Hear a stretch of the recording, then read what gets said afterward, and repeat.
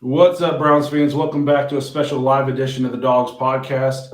I'm going to have to quit calling them special live editions because we go live so often now. It's becoming our niche.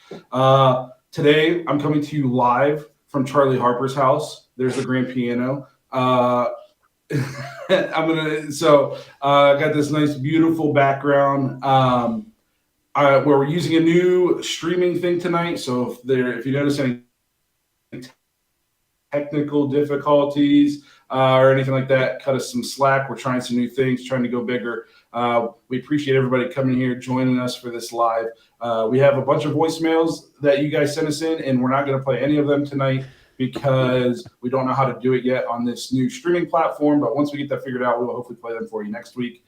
But if you do want to get voicemails and intros on the show, head to thedogspodcast.com, leave voicemail in the drop-down menu. We love hearing from you guys, and we love getting your guys' intros.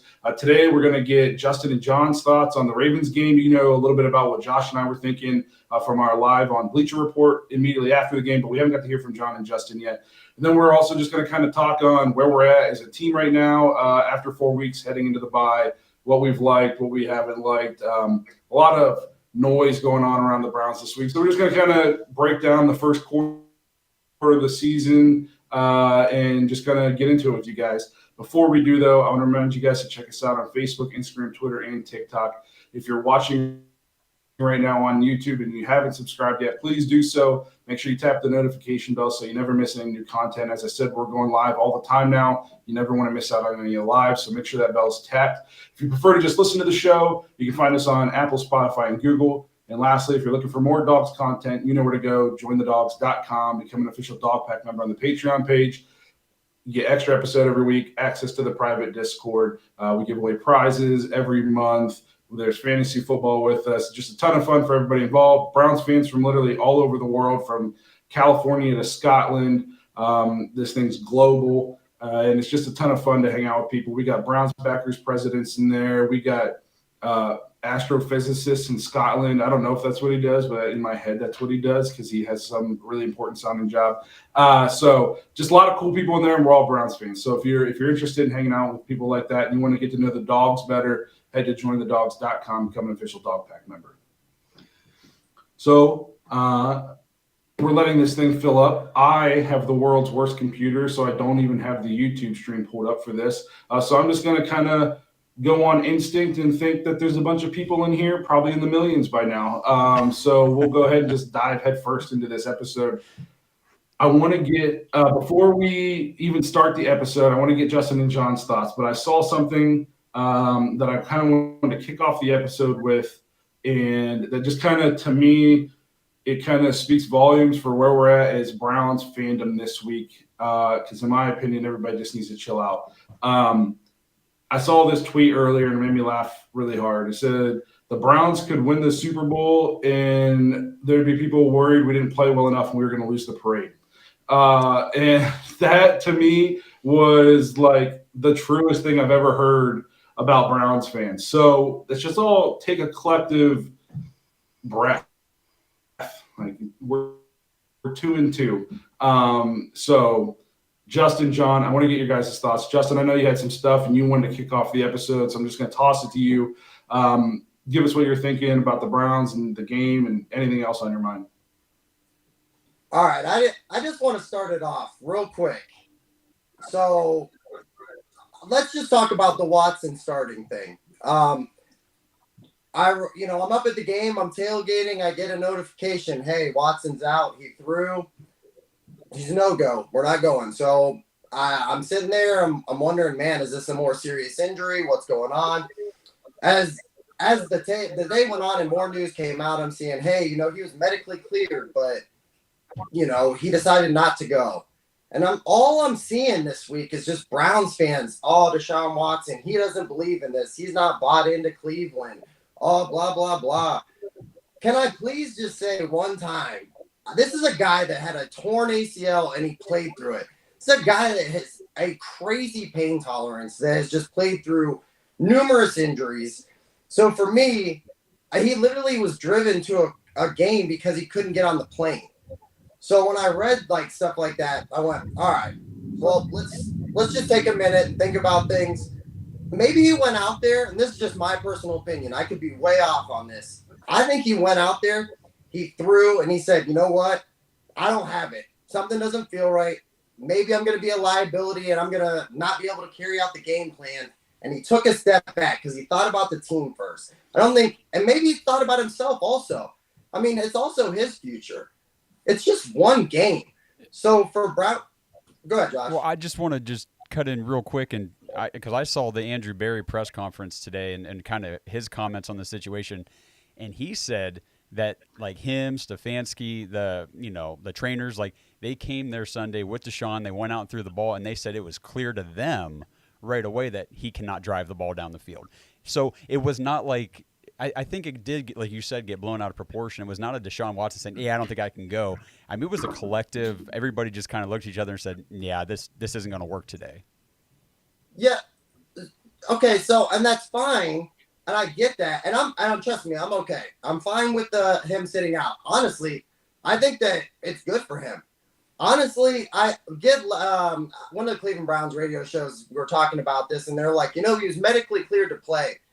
And I can't remember exactly which show, but they said, yeah, that's also the same team doctors that used to have the ball cap with the logo, the team logo on it. And, I know it's an outside doctor now, but let's not pretend like these guys don't have the team's interests first. I mean, obviously over the past, since the beginning of the NFL, I feel like the player's health has always taken a step back. Like that's always pushed kind of the side until recent memory.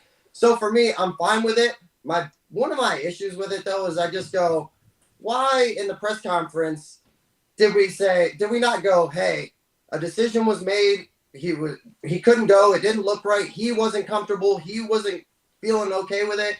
Instead we go, well, he was medically cleared, but he decided not to play. Why do we even have to bring that up? Leave that out. That was one of my first things, and I'm okay with Watson sitting out. I hope he gets healthy. I hope this isn't something more serious. And Andrew Berry kind of said today, just a shoulder bruise, but it's frustrating because I heard Browns fans literally, it's like Donovan Mitchell all over again. Oh, where's his next move? Where's he going next? It's frustrating. Browns fans, if we have to like literally just chill out for a second. My other big pet peeve from the game is I'm at the game. We have a rookie quarterback starting, and the fans are booing him. This is the guy that you wanted in preseason. Chill out. You guys have to stop. We have to stop. This is ridiculous. I was embarrassed Sunday at the game. I personally was embarrassed. It's frustrating. I'm done. That's all I have to say. It's bullshit, though. Shame on you, Browns fans, at the game. That's all I got. Oh man, how do I follow that up?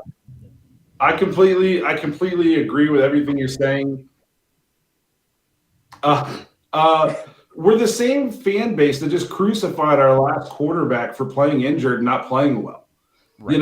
So for a section of this fan base to then come out and say he should have played even if he was just a little bit injured, like, no, because if he didn't play well, all he would hear is how bad he sucks and how he was putting himself over the team and how he was washed. Like, why would he do that? If he didn't feel he could throw the ball and give the team the best chance, why would he go out and play? The longer we do this podcast and the longer I interact with people on Twitter and stuff, the more and more I realize that no matter what this franchise does, it's lose-lose. Like it doesn't matter what you do. Somebody's going to find something to complain about. Like I said, it's just, we got to chill out, guys. It's one game. It was week 4. We're 2-2 headed into the bye. Like, can we please relax? And one more thing I just want to hit real quick, and you kind of brought it up. I'm on a little. If he would have went out there and played and tore his labrum or got further injured, we'd be crucifying the Browns right now. We would be losing our minds. We would be going, what are we doing that we sent our $240 million quarterback out there not healthy, and he got further injured? It's embarrassing. It's embarrassing. I'm done. That's it. That's all I got. Let me add to that. We're on the same page here, Justin. We're on the same page. So, John, did you have anything you want to add? I know you said you didn't know if you could follow that up, but do you have anything that you wanted to get into? Oh yeah, let's do this. And I had something to say. Somebody added to it, so let's address it. Jeremy says Kevin made DTR look bad. I don't know about you, but we just watched an hour of film that disproves that. Blake and I think Justin got too. We just watched an hour of film breakdown that totally disproves that. DTR missed guys underneath that any quarterback should have been able to see. You can blame Jed Wills a little bit, our offensive line in general, for maybe letting the pressure get to him. I'm on board with that. And look, I'm not the biggest Kevin Stefanski supporter that there's ever been. I'm just realistic. And I defend Stefanski when people are being way too excessive in their criticism. And for the comments about changing the offense, we didn't even change the offense for Deshaun Watson last year when he came back and took Brissett's place. You want to change what do you want to change? The playbook, every play, every rep that all the other first string guys do every week in practice? Like, what exactly are we supposed to change? Supposed to come out with a brand new offense in 6 days? Get real. That doesn't happen, and it wouldn't have worked out well. It probably would have been a shutout if we did that. And one more thing. Oh. All the comments in the recap that Blake and Josh did saying we're making excuses. Do you know before this year, anyone know when the last time the Chiefs lost a season opener? It was 2016. Alex Smith was their quarterback. When? 2016. They played this year. They lost the season opener. They didn't have Travis Kelce, their second best offensive player, with the best quarterback in the league, the best coach in the league, arguably. And you're saying we're making excuses for having a rookie in his first game ever playing against a perennial playoff team.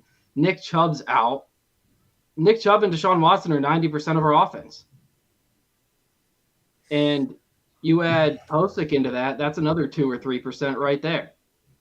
So, look, it's not excuses. It's coming up with realistic expectations. And if you're going to react to this game and say, we're going to go under 500 or worse because we lost to the Ravens, you really do need to chill out. I told myself I wasn't going to overreact after the Steelers loss, and I haven't yet. So, I mean, yeah, we lost. We looked bad, but the fact is we lost, and there has to be a reason that we lost. We're trying to present some reasons why we might have lost, and you're calling them excuses. But then you turn around and say we have a bad head coach who can't call plays. Isn't that an excuse too?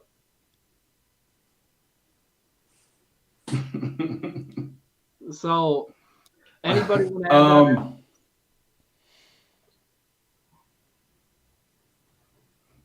Go ahead. Josh, you look like you're chomping at the bit. No, I'm honestly just taking it all in. I'm also kind of irritated with the crappy streaming software that we're using right now. It's just kind of driving me nuts because I want this to be good. John's got some good points. Justin's rant was awesome. Love hearing your guys' stuff. I don't know. I was, for me, it's been consistent this year. I don't think the offense looks like I was told it was going to look. I know that it's been 4 games, and one of them was with a rookie quarterback. But, you know, I've said consistently each week that at points, especially early in the games, I feel like the offense looks a little weird, like a little forced, a little like Kevin's trying too hard. I mean, we all said that after the Steelers game, like, you know, some of the plays like, Kevin, just go get the first down. You don't have to be cute about it. You don't have to do the speed option. You don't have to do all this stuff. And I just was kind of disappointed to see him still running the same mindset plays with a rookie quarterback who looked completely shook out there. I mean, from the jump, DTR didn't look comfortable. He didn't look like he was prepared to go, even though yeah, okay, he's gotten the reps all week at practice and everything, fine. You're still not ready to take your first snaps in the NFL against the Baltimore Ravens defense who are coming in after an embarrassing loss to, the Colts, and they're ready to come in here and just, make you look bad, and that's exactly what happened. So I agree with I'm more on like Jeremy's side here in the chat talking about I feel like the 7 out of 10 pass plays that open up the game, I would have gone the other direction if it were me, knowing that, especially the way DTR looked throwing the ball. I'm not saying that this is 100% Kevin Stefanski's play calling or his fault. I'm not saying this is 100% DTR's fault. This was just a combination of I just don't think we approached the game the correct way. So I did a lot of looking into things this week because I feel very strongly about this. Again, I have criticized Stefanski this year when I thought he needed criticized. I criticized him after the Steelers game. I hated the first play of the game that we drew up. And I don't think Stefanski's above reproach. I can't even guarantee that a month from now I'm not going to think we should let him go. My problem is there's no way you watched this game, and this is the game that should be making you lose your minds about Kevin Stefanski. That's just crazy to me. We're 2-2. And if I would have told you before going into Bengals week, if I would have said after 4 games, you are going to play essentially 4 games without Jack Conklin, you're going to play essentially 3 games without Nick Chubb, you're going to play a half a game without Ethan Posick, you're going to play a game without Deshaun Watson, what do you think our record would have been? Especially if I said, hey, Nick Chubb's going to go down for the year in the first quarter of the Steelers game. Would you have picked us to win that game? No. I would say most people would say no. And if they say yes, they're probably lying to you. If I told you that in week 4, Deshaun wasn't going to play and DTR was going to be making his first start, would anybody have picked us to win that game? No. No. And again, if they say yes, they're lying to you. So you mean to tell me we lost the 2 games that you would have picked us to lose if we had all this information at the beginning of the year? But we got to fire the coach in the bye week? I'm calling out you, Ultimate Cleveland Show. That's the dumbest stuff I've ever heard in my life. I mean, and I've heard so much about this. I can't believe he went in with the same game plan. What are we supposed to do? Run the ball every single play? Go back and watch the film. He left so many easy throws out there. We did make it easy. These were one read. He's reading one guy. If the linebacker goes right, you look to your left. If he goes to the left, you look to your right. And he was just chucking it. We did simplify it. We did call easy completions for him. He didn't take them. So then I started to go back and I'm like, why does everybody want to fire our coach after we started against the Ravens with a rookie quarterback? And then so I started thinking to myself, I'm like, who are some of these coaches that everybody loves around the league? They're just regarded as like the best coaches in the NFL, especially offensively. Mike McDaniels, everybody loves him. I love him. How many games did he win without Tua? 1 game. He won 1 game. Then I remembered, oh, yeah, they had some rookie quarterbacks playing last year. So then I went back and looked. I was like, let's go back and look at their game plans for these games, these great offensive-minded coaches that everybody loves. Skylar Thompson, a 7th-round rookie last year, came in the game after Teddy got hurt, and he threw 33 passes. And then you could say, well, they didn't have time to change the game plan because he entered into the game and they already had a game plan going. So then he started the next week, played 1 quarter, and Teddy came back in. He threw 13 passes in the first quarter. He's a 7th-round rookie because guess what Mike McDaniel expected him to be able to do? Go out and execute the offense. The problem isn't that the game plan wasn't simplified enough for DTR. The problem is that DTR isn't good enough to be a 2nd-string quarterback right now. And then you can blame them for trading Josh Dobbs. I didn't like the move then, okay? And I hate it even more now that he's playing well out in Arizona. But the problem isn't that the game plan was not simple enough. It was plenty simple. Go back and watch. There were plays to be made. And now if you want to get on Kevin Stefanski because it's on him to get the players to execute, I will listen to that criticism. He is the head coach. It's not just about scheming guys. It's about coaching your guys up and getting them to play well. But at the same time, at what point do we hold some players accountable for the way they're playing? And it seems like we only pick and choose what players. We get mad at Jed Wills all the time for not playing well. the rest of the offensive line's not playing well either. And I've heard people say, when are we going to start calling out Bill Callahan? Bill Callahan, the best offensive line coach in the league, he's going to go to the Hall of Fame. That's the guy you want to call out? At what point is it the players who are on the field that we hold accountable for not playing well? Because I'm telling you, if you go back and watch, I watched Jake Burns' breakdown. They are put in positions to succeed. There are plays on that. The Elijah Moore play where he ran 20 yards backwards. Yep. If he just runs the play, it's a walk-in touchdown.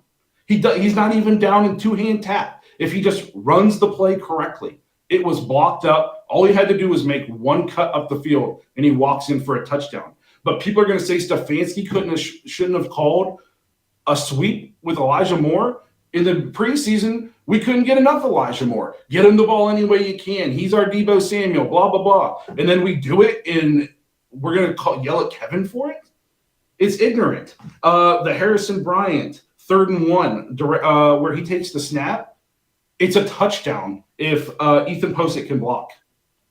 It's a touchdown. Amari Cooper is so wide open. It worked to perfection. Because we quarterback with Harrison Bryant all the time. So if you watch, he motions into the backfield, the entire Ravens defense shrinks. He takes the snap and they fake run to the left side of the offense.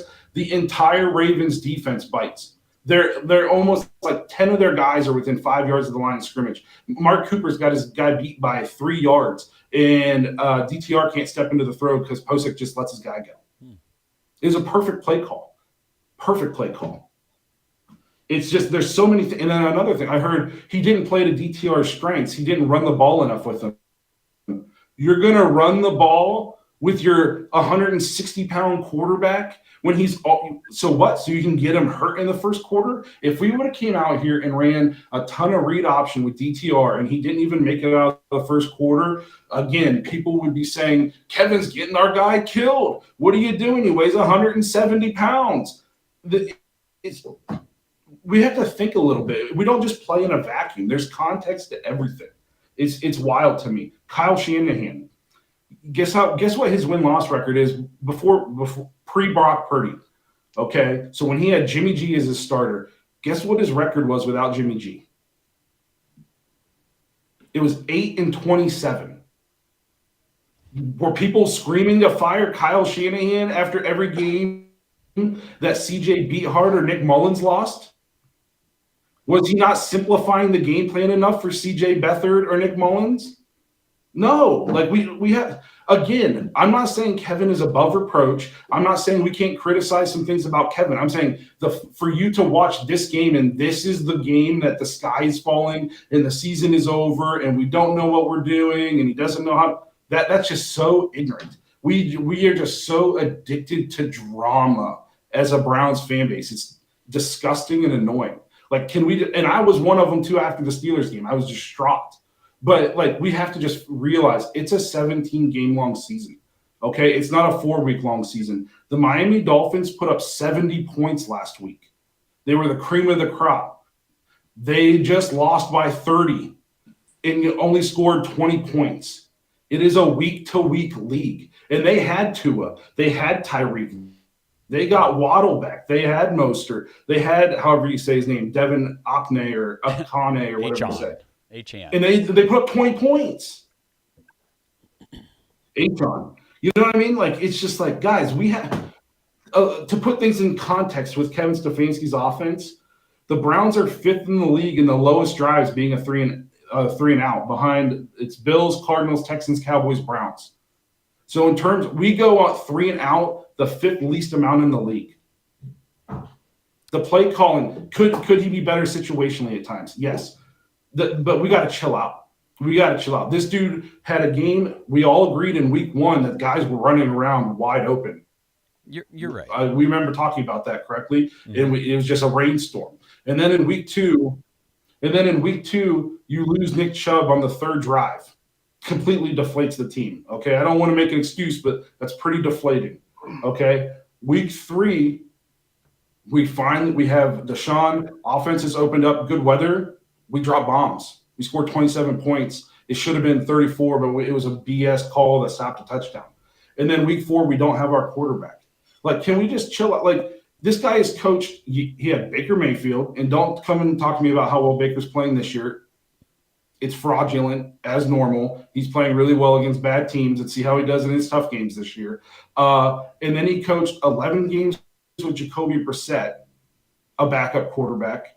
And then he's gotten to coach 6 games last year with a rusty Deshaun, and then all the crap we've gone through this year. Like, I'm on the record, things aren't ever going to be perfect in the NFL. I get that. You have to overcome some stuff. But this dude is coached through literally chaos since he's been here, and he's over 500. And he coached 11 games with a backup quarterback last year. Kyle Shanahan coached 35 games with a backup quarterback and only won 8. And people want to crown him as the best coach in football. So I will say, I mean, I hear what you're Ran saying. over. The all 22. I mean, that's interesting stuff about those plays. And I mean, I'm never argue that our guys are not executing very well on the field. I mean, Jed Wills never executes on the field. Elijah Moore has done some really cool things on the field, but he's also made some bonehead plays, and he's cost us, that 20-yard play. He had the fumble against the Titans, and our offense as a whole just keeps turning the ball over. That's the thing that drives me nuts the most is we have this awesome defense that just looks like they can shut down anybody to the point where, I mean, as a team, the Browns are averaging only giving up 15 points a game, and I can't say that the defense is averaging that because they're not. A lot of those points come courtesy of our own offense giving the freaking ball away all the time. We have 10 turnovers in 4 games. To me, that's what needs cleaned up. That goes back to the coaching on that side of the ball, and that's Kevin's side of the ball. I mean, we criticized Joe Woods for 3 years because his players couldn't execute his defense correctly. So, if somebody's going to take the blame at the end of the day, whether it's deserved or not, it's going to be Kevin. Like, it's all going to fall back on him because it's his guys, it's his offense. So he's got to do a better job, get these guys ready to go. If they can fix that turnover thing, to me, that is like the biggest deal with the offense. What do you guys think? I got something. The turnovers really quick. definitely suck. Go ahead, Justin. Okay. My biggest concern right now, overall, other than whether Watson's healthy, I'm hoping that Watson comes back after this bye week. We're all good, and we don't even have to worry about this. No sweat. We're cool. We got our quarterback back. No big deal. My biggest concern moving forward from that game and just overall, weeks 1 through 4, is I don't know if the offensive line is going to be able to play well enough the rest of the year for these downfield plays to kind of open up, like this precision timing kind of deal. I just don't think, I just don't know if we're good enough right now. And you look at the tape and you see a lot of guys either wrong assignments here and there or get off the block too early, and then the defender comes forward and blows the play up. That's my biggest concern right now. And I know the offensive line has been a strong part of our team in the past, but when I watched on Sunday, and I was like, man, DTR is fighting for his life. I can't tell you how many sacks he took off the top of my head, but he probably should have taken about 4 or 5 more on top of whatever that stat line is. So I think moving forward, we have to figure out the line.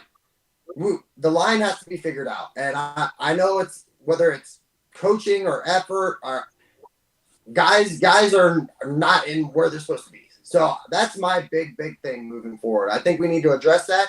And then if Jed Wills and I know it's not just Jed right now, but Blake, you brought it up. It's not just Jed.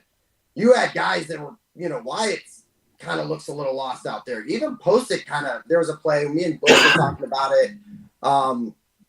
He came on, he basically just let the guy free, a free release at the quarterback, and it just blew the whole play up.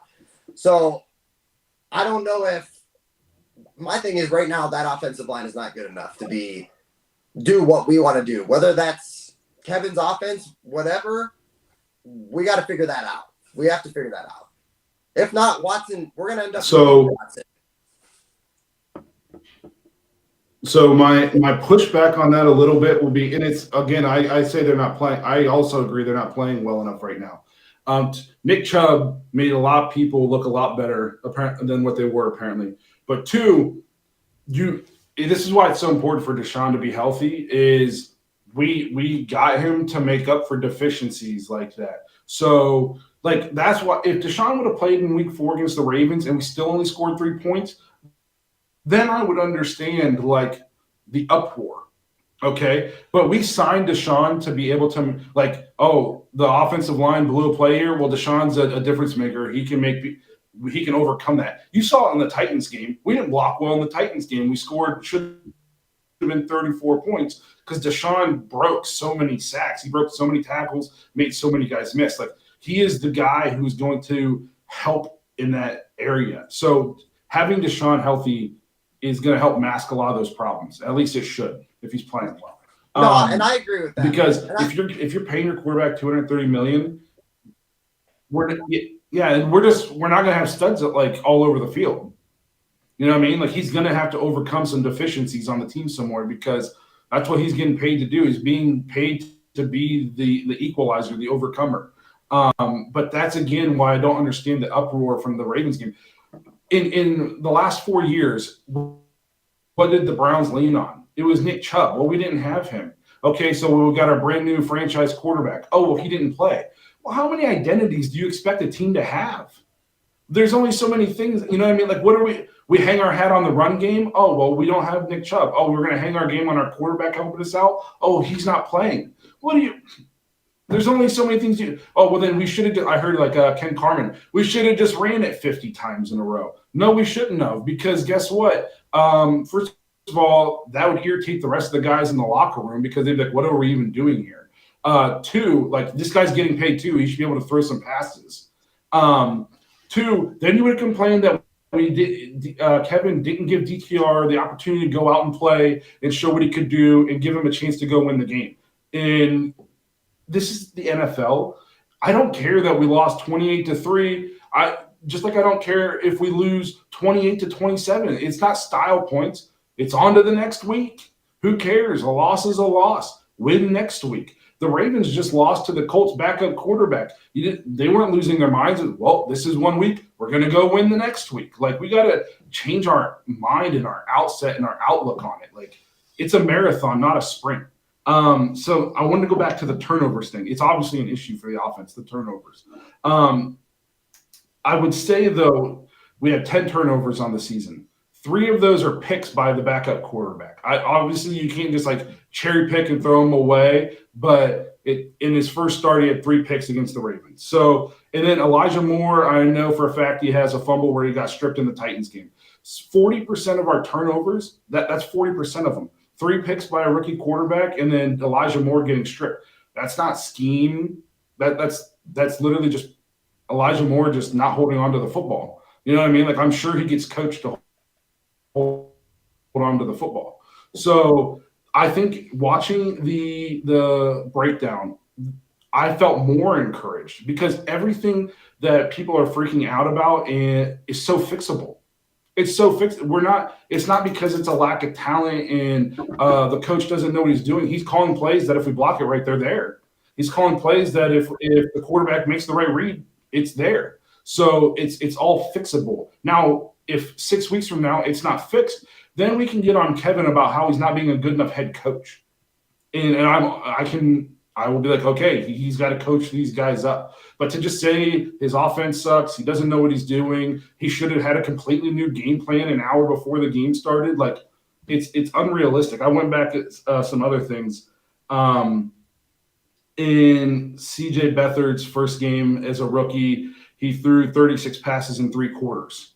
So it's not just the Browns and it's not just Kevin Stefanski who expect his backup quarterback to be able to come out and execute a game plan. He's not the only coach in the NFL history to do that. I watched Andy Reid call a pass play with Chad Henne in the playoffs on 4th and 1 to seal a game. It was against us. That wasn't Patrick Mahomes that threw that. That was their backup quarterback. He told his backup quarterback to go out and make the throw to seal the game. Like a backup quarterback is supposed to be a guy who can come out and play football good enough for you for a quarter or a game or two. He just isn't going to sustain it for a whole season. He's not going to play at a consistently high enough level to be a starter. But he's supposed to be able to come out and execute a game plan. And if he can't, is because he's a rookie and he can't do it, then he shouldn't be our second quarterback. And that's a completely different discussion and argument to be had. But your second string quarterback is expected to be able to come out and execute the game plan for one game. Then that's his job. He's being paid to do that. Can we have that discussion real quick? I mean, What was I was going to say, can we have that discussion real quick? Because I saw a thing from Terry Pluto today said it was either Barry or Stefanski said we're going to, DTR is going to continue to be the backup. Is that smart? I mean, after what we just saw, we have PJ Walker, who, I mean, again, he's not some high level quarterback. He's a backup. I mean, obviously, but he has played at the NFL level before. He's got experience. He's older. He's got more under his belt. He's got some wins in the NFL. I mean, I don't know. Would that be a smarter move to have him as the number 2 in case anything would happen mid-game that we need a guy to come in and not lose it? So, am I remembering correctly? Didn't Stefanski name Dawgs QB2 and the next day Barry traded him? The same day, I think. Yeah, same day. Same day. So, A couple hours later. Yep. Okay. Man, DTR is Barry's guy then. And I'm with you on that. Based on the way he looked, clearly not ready yet to start in the NFL. And that doesn't mean he's never not going to be ready. Right. He'll be ready. I mean, Roger sat for a few years. DTR could be great one day. If you move DTR to QB3 and say you moved PJ Walker to QB2, would you have to then put DTR in your practice squad, or then would you have to release somebody off your roster to make room to carry 3 quarterbacks? That's a good. I don't know what is going into that decision making. I don't know how all that works. You know what I mean? Like, that's a and if you point. put DTR in the practice squad, are you able to? If he goes on the practice squad, are you able to protect him? Like, so make sure he can't get picked up, or if you put him on there, can some team come grab him? I don't know the intricacies of the practice squad enough to know that stuff. So there's thought the trading of Dawgs is just, it's before cut down. People asked me who I thought that should be the QB2 because DTR played so well in the preseason, and I said it should be Dawgs. Because if Deshaun Watson goes down, I do not want us to have to bank on a rookie who's never played before with this team. And it came to fruition in the first month of the season. So that again, if you want to criticize Andrew Berry and Stefanski on trading Dawgs, I think that's fair criticism. But I was just losing my mind this week. Like, I couldn't wait to do an episode because I'm like, how is this the reaction we're getting from this is the game we're going to react like this? Like, people are like, I'm so fed up. When are we going to be tired of losing with this franchise? It's week 4. A quarter of the season isn't even done yet. We haven't lost anything yet. The whole season is alive. If it's week 17 and we only had 2 wins, okay, I could understand you being mad and calling for people's head. It's week 4. Starters don't even play in the preseason anymore. This has essentially been our starters preseason. I know, but like, I think for a lot of it's mind-boggling to me, the thing that people are putting on the internet. I think for a lot of Browns fans and, in the chat, let me know if this is, if you're feeling this way or if I'm off. I get the sense that we've had plenty of years of experience where early losses, especially like that Steelers game where it should not have been a loss. I'm kind of with you here on the Ravens game. Like, okay, so we didn't win a game with our backup rookie quarterback. All right. But that Steelers game really hurt because every season there are early games that by the end of the season we're going, well, shoot, we need this team and that team to win and lose and all this stuff. And it's like, man, if we'd have just won that game earlier in the season, that close one. So I think that's where a lot of the frustration comes in too, for me anyway. And I I just want to throw this out I there. get that. And I was one of those people who was frustrated after the Steelers game. But then I woke up and realized that it was week 2. And my disappointment with the Steelers game was more like I thought it was a chance to make a statement, and then like the Nick Chubb thing happened and like it was just deflating. This game, as soon as I heard Watson was ruled out, I was just like, it is what it is. Like I'm watching this game because we got to do a Bleacher Report afterwards. I had zero expectations for how the game was going to go. I wanted to touch on a little bit of I keep hearing about 7 of the first 10 passes of the game were 7 of the first 10 plays were passes for DTR, and he threw the ball way too much and all this stuff. I went back and I looked. In the first quarter, we had 7 runs and 11 passes. 2 of those 11 passes were after Elijah Moore ran backwards for 20 yards. So were you going to run the ball on 2nd and 30 and then 3rd and 25? Like, you know what I mean? Like, probably not. So if Elijah Moore just cuts and scores the touchdown, who knows what's happening? But if he just goes down for a 2-yard loss or a 1-yard gain, we don't know if they throw 2 more times. You don't know that. And it was basically – so then it's 7 and 9 if Elijah Moore doesn't run back. It's basically 50-50. It's basically 50-50 in the first quarter. And then I went back and I was looking at some of I was looking at all of our offensive possessions to see like where I've ran it instead of throwing. So we started the game off with a run by Jerome Ford that gets called back on a ticky-tack hold. Okay. And then DTR completes a pass to Donovan Peoples-Jones for 7 yards. And then Jerome Ford runs it. So it's now 2nd and 3. Jerome Ford runs it for a -2-yard loss. So then he throws the ball again for the second time on 3rd and 5. Is anybody here not throwing it on 3rd and 5? When Jerome Ford just got stuffed for 2 yards, 2-yard loss. So probably not arguing with that play call. And then he throws it. We get the first down. It's now 1st and 10. He throws on 1st and 10 to Harrison Bryant for 2 yards. On 2nd and 8, it's an incomplete pass to Donovan Peoples-Jones, which if you go back and you watch the film breakdown, he had 2 guys wide open underneath, and for some reason he tries to throw it to DPJ. Again, I don't mind throwing on 1st down because I used to say this with Baker. What's the easiest down to throw on in football? It's 1st and 10 because the whole playbook's open. They're defending the whole field. Okay, so I don't mind that. Also, he's completed all of his passes so far, so we're getting him into a rhythm. Nobody's complaining yet. Okay, he's 2 for 3. So then it's 3rd and 8, probably going to pass on 3rd and 8, and then it's short, and then a punt. Okay, so far, would we really be complaining about play calling if we're looking at it? Second drive, Jerome Ford rush for 7 yards on 1st down. So it's 2nd and 3. I guess you could probably run it. This is one of the times where maybe you could say, okay, let's run it again. We just had a 7-yard run.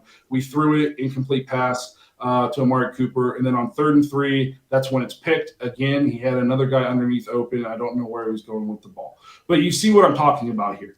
Like, it's not like we were behind the chains all the time. That we one play so far where you would go, okay, maybe we could have ran it there on 2nd and short.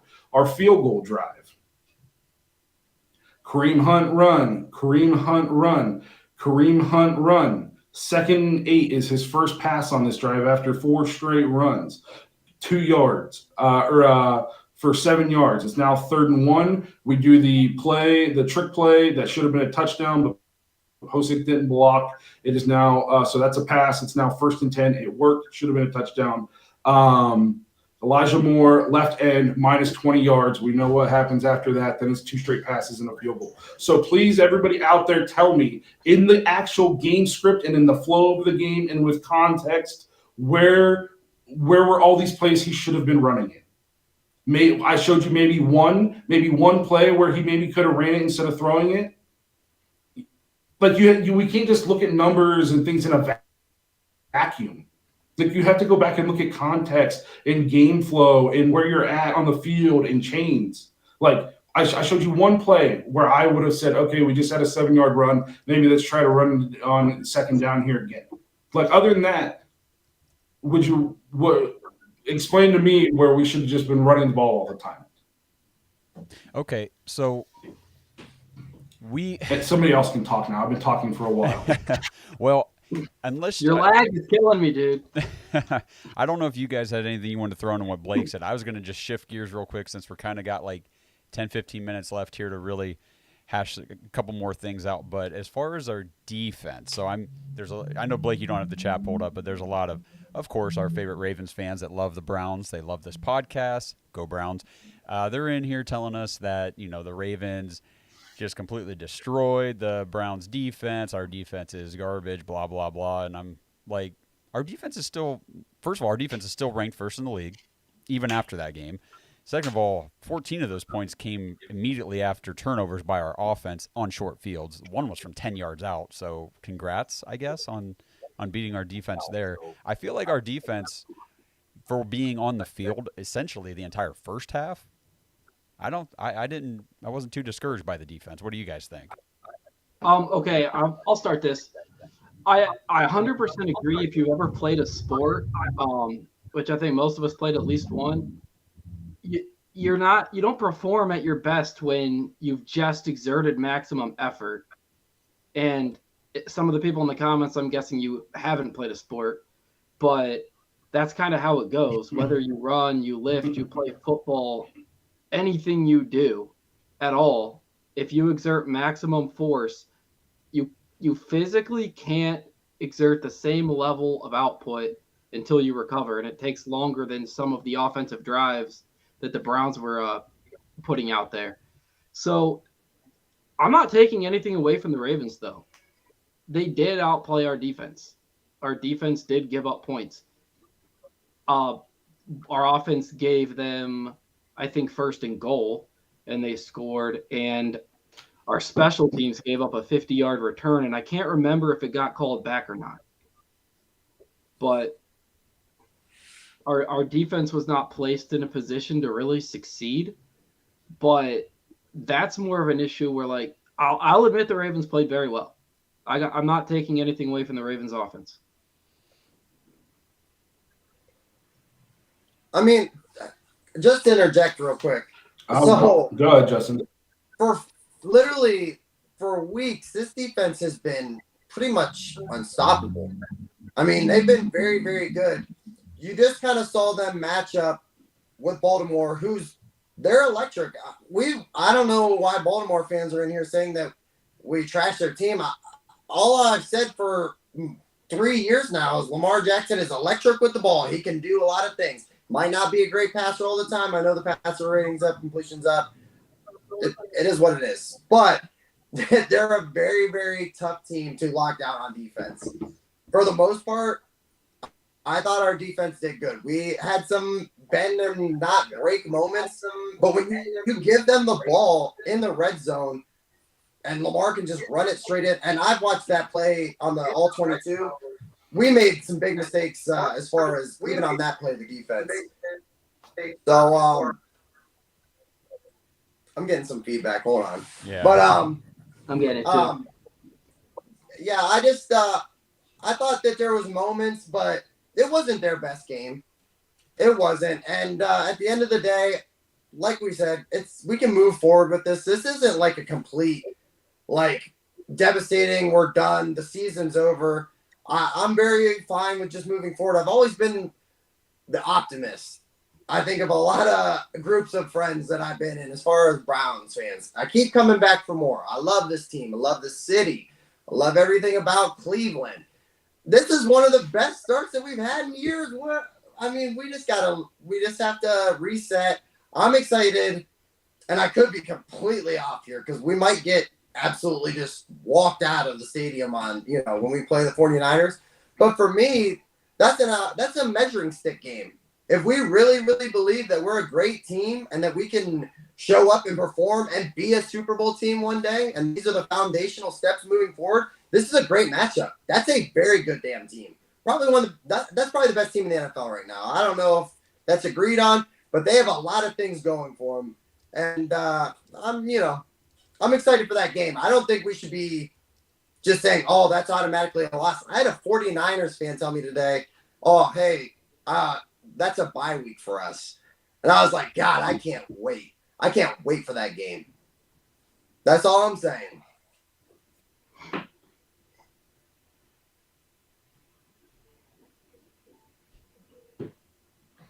I don't know if you guys can still hear me or not because my computer's doing something really weird. You're on a big time delay, aren't you? But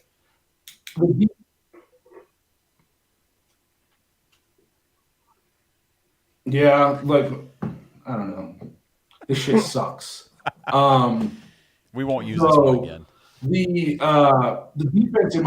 The defense, in my opinion, it like Justin said, they might not have had their best game, but one, it's hard to keep that edge up when you just keep getting put back out there after 3 and out and 3 and out and 3 and out and whatnot. Two, you can still be an elite level defense and have a team score points on you. Like the Bills a couple of years ago had the #1 defense in football, and I watched them give up a game-tying drive in 13 seconds. You know what I mean? Like it turns out the game is catered to offense. So if you can be an elite level defense and still come out and give up some points. The Dallas Cowboys got handled by the Arizona Cardinals. And so honestly, the 49ers gave up points in big plays to the Arizona Cardinals, a team that everybody before the season was like, oh, they got the #1 pick because they suck. So you're absolutely right. I mean, teams are going to come out and score points. I mean, it's going to happen. I mean, we had George Pickens break off for a 71-yard I mean, these big plays happen. These are NFL offenses. It's okay. What I just am encouraged by is we don't continue that getting gashed all the time like we were, the last 3 years. So this defense is still rock solid in my opinion. I agree. I did see a stat where I mentioned that the Browns are 5th in the league in least amount of 3 and outs.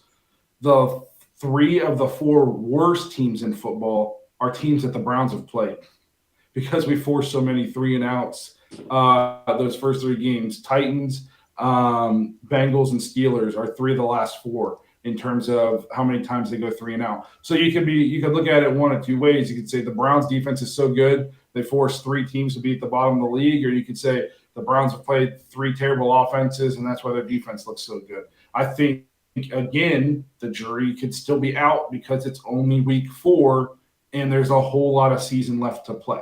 So could the defense not be as good as what we thought? Could we be better than we don't know because it's week 4. So that's why we got to chill out. Just real quick on the Niners, like I have a feeling in 2 weeks, I'm going to have to say, guys, it's only game 5. We have to relax because I think there's a chance that they'll trounce us. Because I think they're in a completely different space right now than just about maybe everybody but the Buffalo Bills. And even though I think at the end of the year we could go and play with them, we are going to be 5 weeks into this offense and 3 weeks into readjusting to life without Nick Chubb, where they have had their core now with Purdy and Kittle and Debo and Ayuk and CMC. Like these dudes have been together now for a little bit of time. They are gelled. They are, you know what I mean? Like so again, even if we go to 2 and 3 and we lose to the 49ers, breathe. Because then I'm not saying this, I went through and look, just real quick. Even if we lose to the Niners, the Seahawks, the Ravens, and the Steelers again, probability to finish with 11 wins. That would just take beating the Cardinals, Colts, Bears, Broncos, Bengals, Jets with Zach Wilson, Jags, who seem to be struggling. Like, there's a ton of winnable games. The Cardinals, like, I know they're playing better, but the Browns would be favored with a healthy Deshaun. Browns would be favored in probably all those games, at least at this moment in time.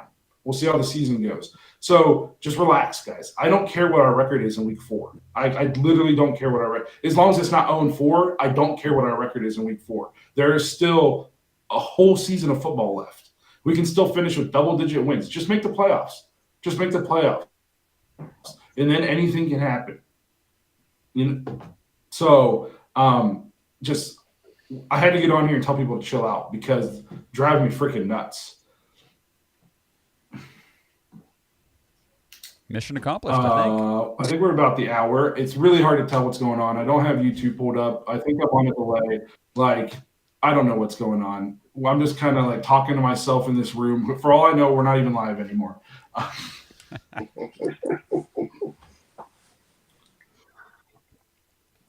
So, well, I think we'll wrap it up. You guys have watched this me rant in low quality for long enough.